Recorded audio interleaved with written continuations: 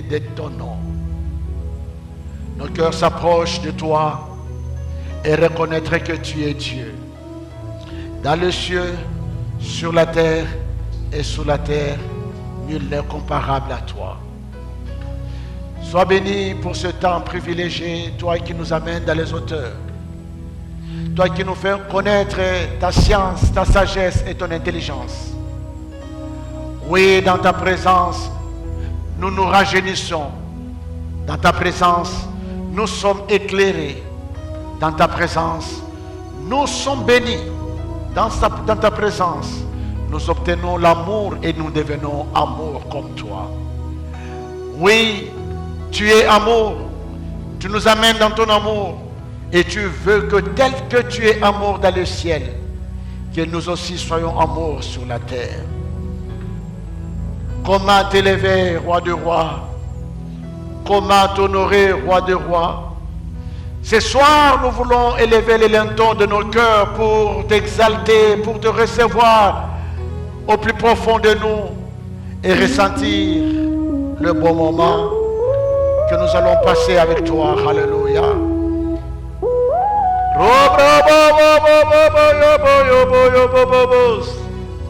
Alléluia. Alléluia. Alléluia.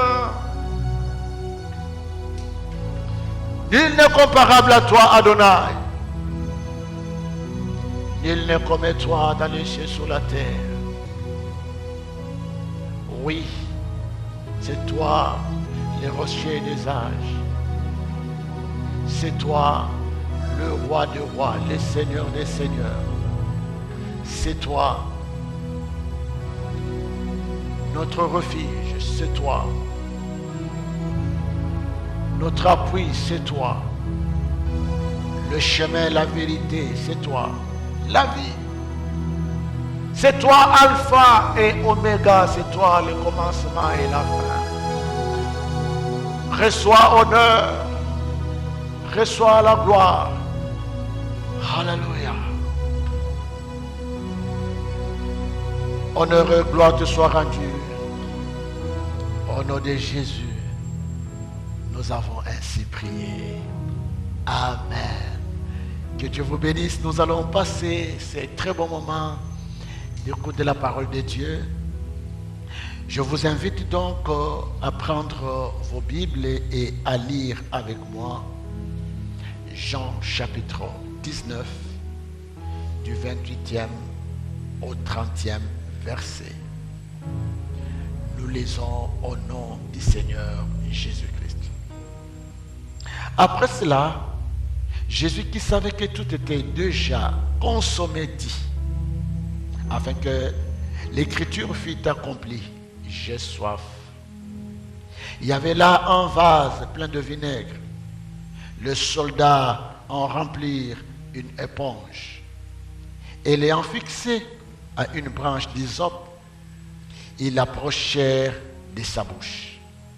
Quand Jésus eut pris le vinaigre, il dit, tout est accompli. Et baissa la tête, il rendit l'esprit. Matthieu chapitre 26, le verset 42. Il s'éloigna une seconde fois et pria ainsi.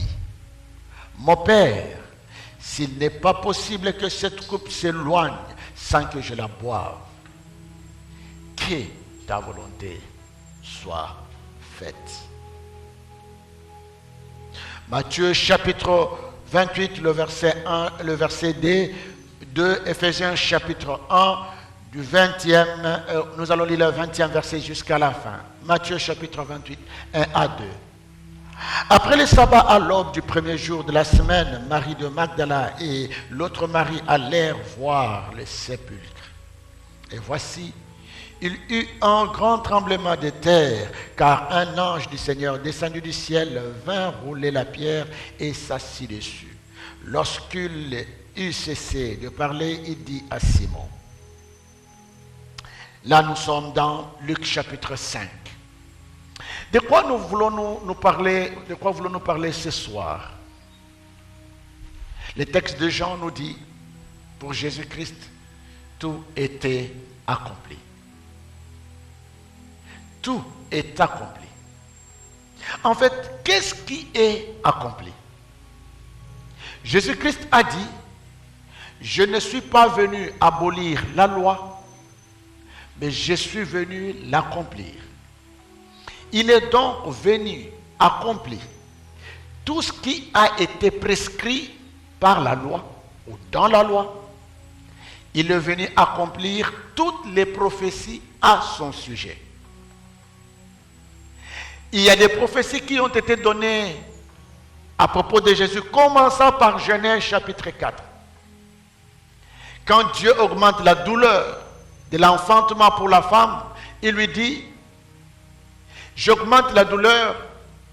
Il lui dit, ta postérité écrasera la tête du serpent. La postérité, il est donc question de Jésus qui doit écraser la tête du serpent. La prophétie commence dans Genèse chapitre 4. Et il y a prophétie après prophétie après prophétie. Et Ésaïe 55 et 53 est éloquent. Alors, donc Jésus-Christ est venu, il a accompli toute la loi. Même pas un iota était mis de côté. Toute la loi avait été accomplie par Jésus. Il a même posé la question aux pharisiens un jour. Qui de vous peut me convaincre du péché? Parce qu'il a accompli toute la loi. Vous savez, il était prescrit que si quelqu'un accomplissait 9 lois et qu'il branchait à une seule, toutes les 10 lois étaient abrogées. Jésus-Christ a accompli toute la loi, de la première jusqu'à la dernière. Il a accompli toutes les prophéties. Quoi de plus normal que Matthieu reprenne plusieurs fois afin que soient accomplies les Écritures. Déjà, quand vous regardez le texte que nous venons de lire dans Jean chapitre 19, la Bible dit, même quand Jésus dit qu'il a soif et qu'on lui amène du vinaigre, la Bible dit, cela a été fait afin que les Écritures s'accomplissent. Son entrée à Jérusalem était prédit. Tout ce qu'il a fait était prédit. Donc, quand Jésus arrive à la croix, c'est l'oméga de sa mission. Jésus-Christ a guéri. Il a ressuscité des morts. Il a nourri. Il a fait toutes sortes de miracles. Il a marché sur l'eau. Tout cela n'était pas l'essentiel. L'essentiel de la mission de Jésus s'accomplit à la croix. Mais vous allez vous rendre compte que dans Matthieu, le chapitre 26, le verset 42, il arrive au jardin de Gethsémani, où il est en train de prier son Père pour lui dire, si tu veux bien éloigner cette coupe de moi, parce que la coupe c'est la croix, l'oméga de sa mission. Il veut échapper à l'essentiel de sa mission, parce qu'en fait, Ésaïe 53 s'accomplit sur la croix. Quand on dit il n'avait ni beauté ni éclat, ce n'est pas c'est Jésus qui circulait les rues de Jérusalem, non. Jésus n'avait pas d'éclat, il n'avait pas de beauté à la croix, il n'y avait aucune beauté esthétique, il n'y avait aucune beauté morale. Il n'y a aucun parent qui pouvait prendre Jésus comme modèle sur la croix, parce que la croix de Jésus-Christ a été comme une malédiction, soit pour les Juifs, soit pour les Romains. Il y avait une phrase pour les Romains qui disait ceci: le nom de la croix doit être non pas seulement loin des oreilles ni des yeux, mais de la réalité de tout Romain. Mourir à la croix était pour un Romain une honte qui n'a pas de nom. C'était pareil pour les Juifs. Et donc quand on dit qu'il n'avait ni beauté ni éclat, c'est-à-dire Jésus à la croix ne pouvait servir de modèle à personne, ni de modèle esthétique, ni moins encore de modèle moral. Voilà pourquoi il a même peur de cette mort. Il veut que le Père éloigne la coupe. Mais si le Père éloigne la coupe, la mission de Jésus échoue. Jésus-Christ n'est pas mort par accident. Jésus-Christ n'est pas mort seulement de l'hostilité des hommes. La mort de Jésus-Christ est inscrite dans le plan de Dieu. C'est-à-dire, c'est cela même sa mission. Ce qu'il devait accomplir. Et quand il dit tout est accompli, c'est-à-dire, il a respecté toutes choses telles que Jésus-Christ n'a pas fait sa volonté. Jésus-Christ a respecté la volonté de son Père. Tenez, un jour, les Juifs lui ont dit, fais-nous un miracle pour que nous croyions que tu viens vraiment de celui dont tu appelles, de celui que tu appelles ton Père. Jésus leur a dit, je ne ferai aucun autre miracle, sinon ce qui s'est passé avec Jonas. C'est-à-dire, Jésus ne répondait pas aux besoins, à la curiosité des hommes. Vous savez, si c'était moi, Jésus, que vous me demandiez de faire un miracle, mais je fais assez que vous tous qui étiez à votre taille là, je vous fais 3 mètres de taille et après je vous fais 1 mètre de taille, après je vous remets à la taille normale. Mais Jésus-Christ n'a pas fait ça. Parce que ces miracles, ce n'était pas pour amuser la galerie. Ces miracles, ce n'était pas une plaisanterie. Ces miracles, ce n'était pas un spectacle. Ça faisait partie de son plan. Il est venu accomplir la volonté de Dieu. Parce qu'avant qu'il ne vienne, il s'est rendu compte que le Père ne voulait ni sacrifice, ni holocauste, ni offrande pour les péchés. Il a dit à son Père, donne-moi un corps pour que je fasse ta volonté. Que j'accomplisse ce que toi tu veux. Vous savez, très souvent, nous faisons ce que nous voulons. Même pasteur, même chrétien, qui que nous soyons, il nous arrive de faire ce que nous voulons. Imaginons un peu que tu es en face de toutes les personnes qui te contestent, des gens qui ne croient pas en toi, et que tu aies le pouvoir de Jésus. Tu sais ce que tu ferais? Tu ferais exactement ce que tu veux et non pas ce que Dieu veut. Jésus-Christ s'est retrouvé dans des cas comme ça, où les gens contestaient ses miracles, contestaient son ministère. Il pouvait faire n'importe quoi. Il pouvait envoyer les anges. Mais il est resté focus sur ce pourquoi il est venu. Il est venu faire la volonté de Dieu. Il a accompli les prophètes. Il a accompli la loi. Il a accepté la volonté du Père.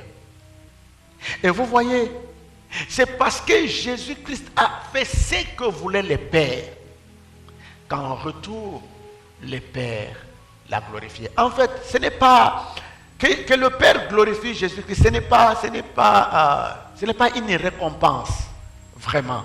Ce n'est vraiment pas une récompense. Parce qu'en fait, Jésus-Christ est venu pour accomplir la mission du Père.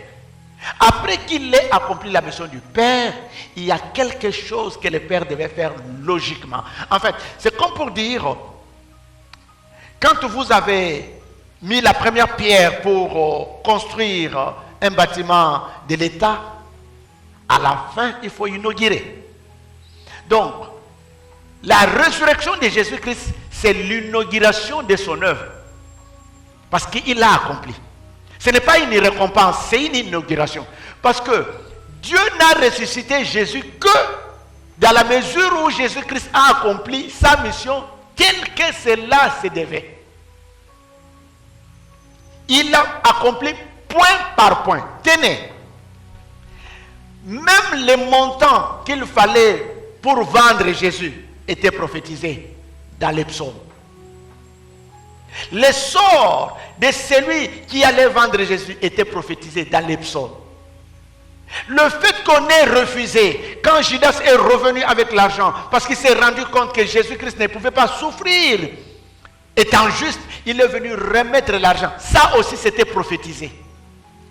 Qu'est-ce qu'on a fait de cet argent après qu'on l'ait refusé? Acheter un terrain qu'on appelait champ de sang. Ça aussi, c'était prophétisé. Donc, Jésus-Christ a fait littéralement ce que le Père lui avait demandé de faire. Voilà pourquoi, dans Matthieu chapitre 28, le verset 1 et 2, la Bible dit, après ce temps-là, Dieu a déployé un ange. Pourquoi? Parce que Jésus-Christ devait mourir de la mort prédite, mort pour nous racheter, mais il ne devait pas rester dans la tombe, Parce que ça aussi, ça faisait partie de la prophétie. 3 jours après, il devait ressusciter. Donc, le 3e jour étant accompli. Et que Jésus-Christ ayant accompli tout ce qu'il fallait. Parce que tenez, quand Jésus meurt, il remet son âme à son Père. Il remet son esprit à son Père, allais-je dire. Père, je remets mon esprit entre tes mains. En ce moment-là, Jésus ne peut plus rien faire. Jésus a ressuscité Lazare, mais il ne pouvait pas se ressusciter lui-même. Il accomplissait la mission de son vivant. Mais de la mort, ce n'est plus lui qui accomplit la mission, c'est quelqu'un d'autre qui accomplit la mission. Mais cette mission, Dieu ne l'accomplit que dans la condition où Jésus-Christ a bien accompli les prophéties et la loi et sa mission dans les conditions qui avaient été prédites. Voilà pourquoi l'ange a été déployé, c'est ce que dit Matthieu. Mais Éphésiens chapitre 1, le verset 20 dit, quand Matthieu parle d'un ange, pour Éphésiens, Dieu a déployé toute la puissance du ciel, juste pour venir ressusciter Jésus-Christ des morts. Je suis en train de dire à quelqu'un ce soir, il est vrai, nous pouvons prier, mais nous devons savoir qu'il y a des choses que nous demandons à Dieu qui font partie de notre mission. Nous devons les accomplir littéralement. Nous devons bien les accomplir pour que à la fin de notre mission, il y ait une inauguration. Il y ait le couronnement, c'est ce que nous appelons couronnement, n'est pas forcément une récompense, c'est la suite logique de la mission. C'est-à-dire, dans la mission, il y a une partie où Dieu fait avec moi, mais il y a une autre partie où Dieu fait sans moi. Et pour que Dieu fasse bien sans moi, il faut que moi je m'engage et je m'aligne pour faire avec Dieu comme il faut. En ce moment-là, quand je vais me retrouver seul et que je ne peux plus rien faire, il n'y a que Dieu qui fasse. En ce moment-là, Dieu fera la suite de ce qui a été fait quand je pouvais faire avec lui. Jésus-Christ a tout fait avec son Père. Je dis ce que j'ai entendu du Père, je fais ce que je veux faire le Père. À un moment, il devait maintenant rendre son esprit au Père pour que le Père continue la partie de la musique, de la mission qui devait atteindre sa fin. Jésus-Christ accomplit. Et je vais te dire, s'il a accompli sur la croix, aujourd'hui aussi il accomplit dans ta vie. Il accomplit une mission dans ta vie. Il accomplit la guérison dans ta vie. Il accomplit l'élévation dans ta vie. Il accomplit la percée dans ta vie. Il accomplit la délivrance dans ta vie. Il a tout accompli. Ce n'est pas demain. Ce n'est pas passé. Pour toi, c'est maintenant. Et parce qu'il a accompli, que la résurrection a été un enchaînement logique. Alors ma question est celle-ci. Après que Jésus ait tout accompli, qu'est-ce qu'il ne peut pas accomplir dans ta vie? Il est temps maintenant que tu saches qu'il y a ta part de responsabilité. C'est que toi tu dois faire pour que là où toi tu as les mains croisées, là où toi tu n'as plus de pouvoir, là où toi tu ne peux plus rien faire, que la partie de la musique qui reste après que toi tu aies fait ce que tu devais faire, que tu laisses le Seigneur faire le miracle dans ta vie. Je veux que tu reprogrammes ton mental à dire, oui, tu as une volonté, mais si tu soumettais ta volonté à faire la volonté de Dieu, tu pourras, comme Jésus, dire, tout est accompli. Vous voyez, quand vous regardez l'histoire du tabernacle, Moïse a reçu le tabernacle selon le plan et le modèle de Dieu. Il devait faire tout scrupuleusement selon que le Seigneur l'avait fait, avait prescrit. Et quand on a tout terminé, la Bible dit, c'est ainsi que Moïse acheva l'œuvre. C'est comme pour dire, Moïse pouvait dire, tout est accompli. Et quand Moïse a achevé l'œuvre, la Bible dit, la gloire de Dieu entra dans le tabernacle. Néhémie a fait autant. Jésus-Christ n'est pas le seul. Néhémie a fait autant. Après avoir rebâti les murs de Jérusalem, il a dit, Père, j'ai accompli. Souviens-toi de moi.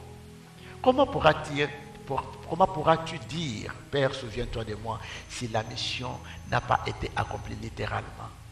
Pour accomplir la mission littéralement, il faut dire comme Jésus, quand c'est difficile, il a dit, Père, si tu peux éloigner cette coupe de moi, mais qu'il soit faite ta volonté.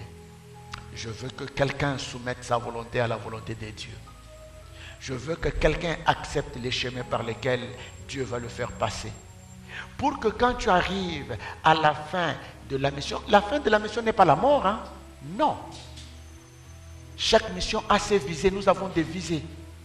Quand vous arrivez à la fin de la mission, vous pouvez dire, Père, j'ai accompli ce qu'il fallait et laissez le Seigneur accomplir le reste. Que Dieu te bénisse, toi qui m'entends ce soir, toi pour qui Christ a tout accompli, c'est maintenant à toi d'accomplir ta part de responsabilité. Prions. Père, merci pour ce bonheur de t'écouter ce soir. Merci pour cette grâce de t'avoir comme Père. Merci pour cette parole qui nous donne de l'intelligence, de la sagesse et de la science. Et surtout, merci de nous donner l'amour de soumettre notre vie, notre volonté à ta volonté pour accomplir ce pourquoi tu nous as appelés. Honneur et gloire te soit rendu. Au nom du Seigneur Jésus-Christ, nous avons ainsi prié. Amen. Que Dieu vous bénisse de partout où vous êtes.